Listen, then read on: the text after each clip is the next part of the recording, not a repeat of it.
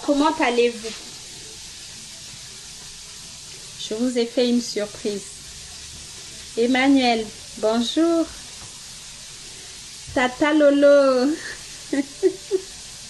Bonjour. Bon, vous ne savez pas pourquoi je vous ai fait une surprise. On va dire 5 mois que je suis absente. Vous ne m'avez pas vu en direct.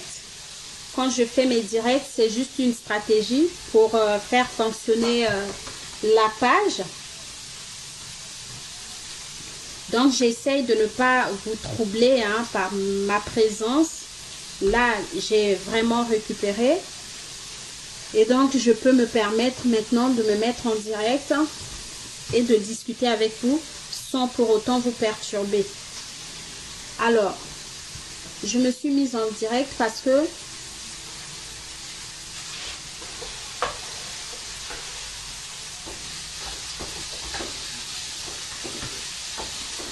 j'ai une information. Alors, mon information est que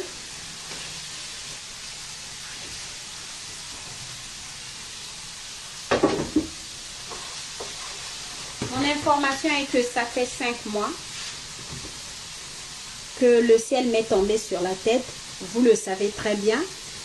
Voilà, je peux me permettre maintenant d'en parler sans pour autant que l'émotion déborde. Voilà pourquoi j'ai pris du temps. J'ai pris tout mon temps pour pouvoir vraiment vous en parler. Voilà, avant je ne pouvais pas. C'était impossible. Aujourd'hui, j'aimerais vous dire que je vais prendre du temps. Je vais essayer de faire un direct. Pourquoi je veux faire un direct? Pour qu'il y ait une interaction. Parce que je veux parler de nos enfants. Je veux donc vous parler de notre enfant qui est à l'heure actuelle, ben voilà, dans les mains du Seigneur. Je vais donc parler de ce qui s'est réellement passé. Parce que nous avons entendu beaucoup de choses. Vous, en l'occurrence, vous avez entendu beaucoup de choses. Je ne pouvais pas venir vous le dire. Beaucoup m'ont demandé. Beaucoup m'ont posé la question. Mais je ne pouvais pas. Alors, dans ma sauce, je vais aussi... Excusez-moi, on va vivoter. Ça, c'est du jus que j'ai réalisé moi-même. Ça, c'est quoi? L'ananas. Ça, c'est du jus d'ananas. C'est du poulet à l'ananas. D'accord? Donc, dans ma sauce, je mets du jus d'ananas.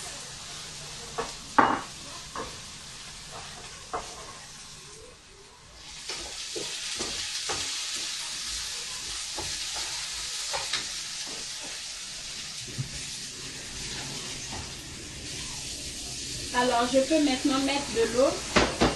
Vous pouvez aussi fermer, couvrir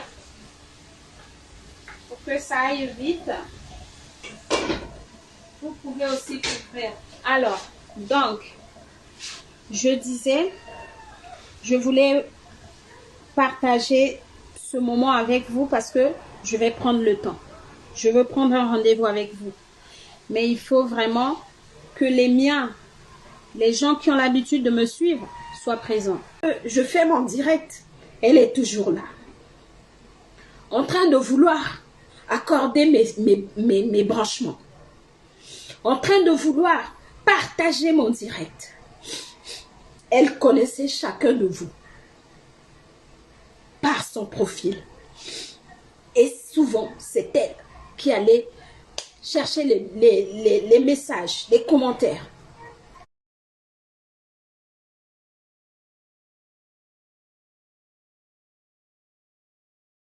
Et m'apporter ces commentaires. Quand c'était un commentaire qui était à l'encontre de ce que nous prenons, elle le supprimait même déjà elle-même.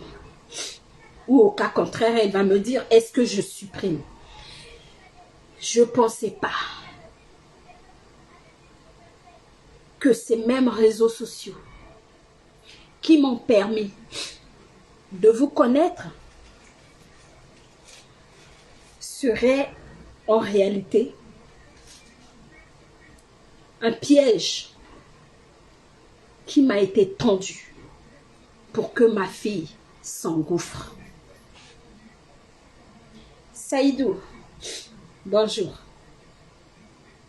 16 ans. Elle était tellement mature, avec un côté naïf. Sa naïveté me plaisait bien. Parce que je me disais, bon, au moins, elle garde ce petit côté enfant, même si elle était beaucoup plus mature, très intelligente, toujours des bonnes moyennes. Je n'ai pas eu le temps de rester comme ça avec ma fille, de lui apprendre des choses. Même la cuisine, elle a appris toute seule. Elle comprenait tout d'elle-même. Si bien que j'étais rassurée. Un enfant qui ne sortait pas. Elle ne sortait qu'avec moi. C'était ma meilleure amie.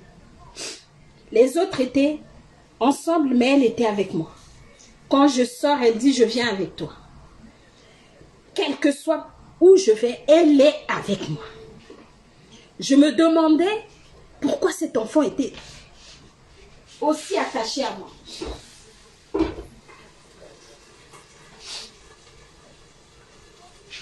Je ne savais pas. Maintenant, je comprends. Elle avait une vie tellement courte qu'elle voulait me faire profiter de sa présence. Parce que moi, en fait, je suis une femme active. Je travaille beaucoup. Elle est née lorsque j'étais encore à l'école. Et donc, elle a été élevée par des, on va dire, élevée, puisque les gens qui passaient des journées avec elle, c'était des nourrices. Je payais les nourrices. Mais je faisais ça parce que je me disais, il faut que j'ai de quoi donner à mes enfants de bien vivre en fait.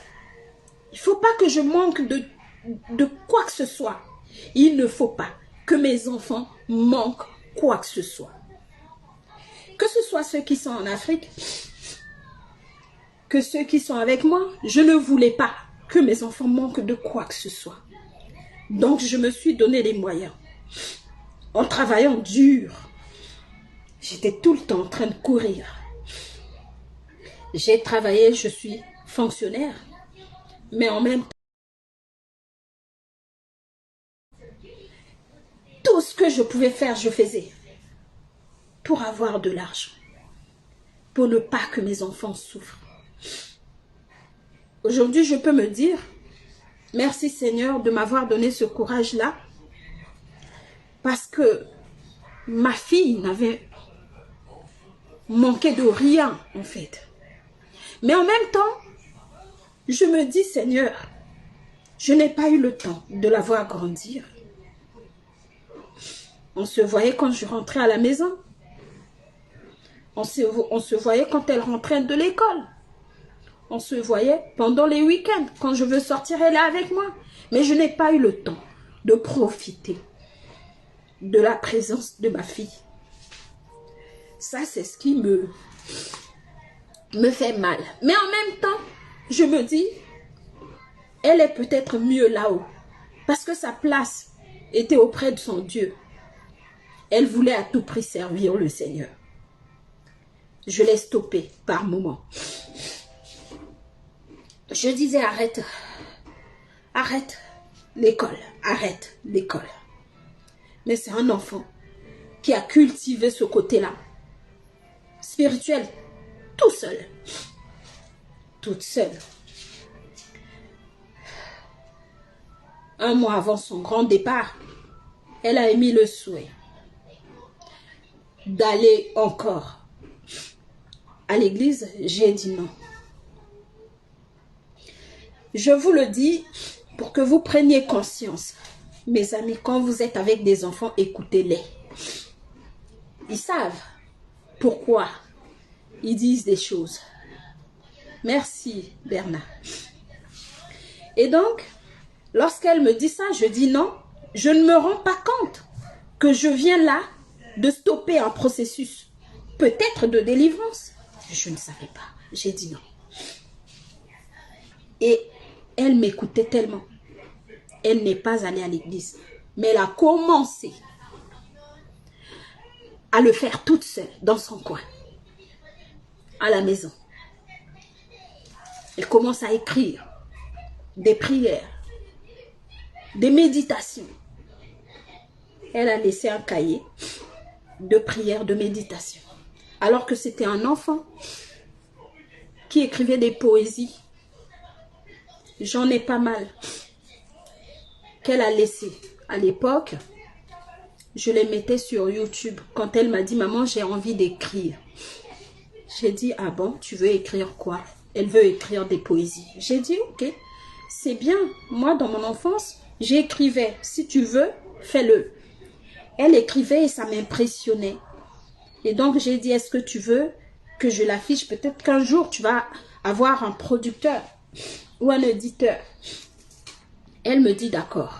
J'ai commencé à le faire. Malheureusement, on n'est pas allé loin.